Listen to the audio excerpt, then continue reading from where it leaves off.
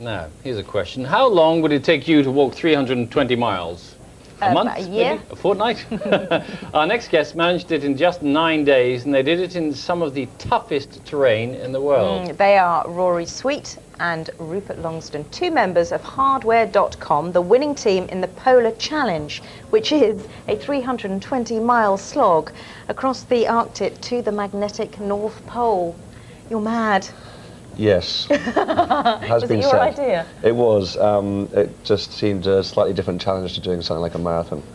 And I thought, well, if I'm going to challenge yourself, do something extremely stupid. And this came up to fit that category perfectly, actually. Yeah, when did you finish? We finished about a week ago last Tuesday. Really? So it's good to be back. Yeah. And Rory, there were 16 teams and you won. Yes, I know. We were pretty surprised.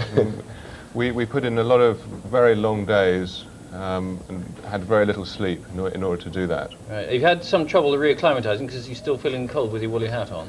Absolutely. No, I'm covering up all my my frost nip scars. As a team, we were kind of playing practical jokes on each other all through the week, and they didn't tell me that I had frost nip, which I found absolutely hilarious. Where was the frost nip? Can I ask? All down my face here.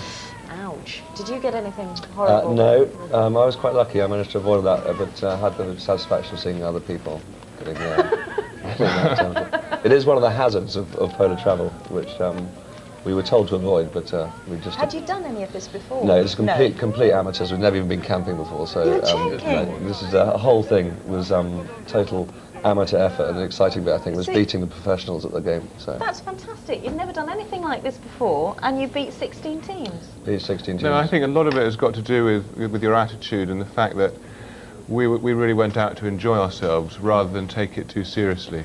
And how enjoyable was confronting a polar bear? Well, that actually was one of the main frightening episodes.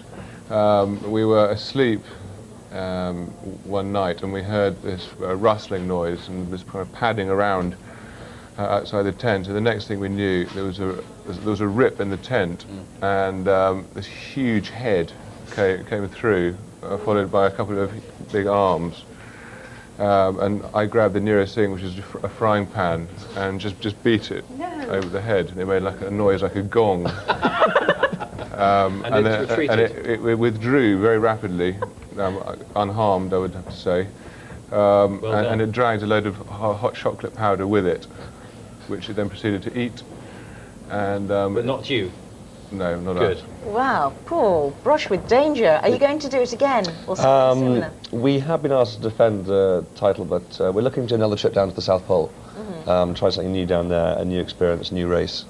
I think kind of Team Hardware looking to challenge ourselves a bit more. Yeah. So there's definitely a bug, I think, in this polar travel, believe it or not, which is quite catching. And Rory, one-word answer. Your prize is? It's a safari to Kenya.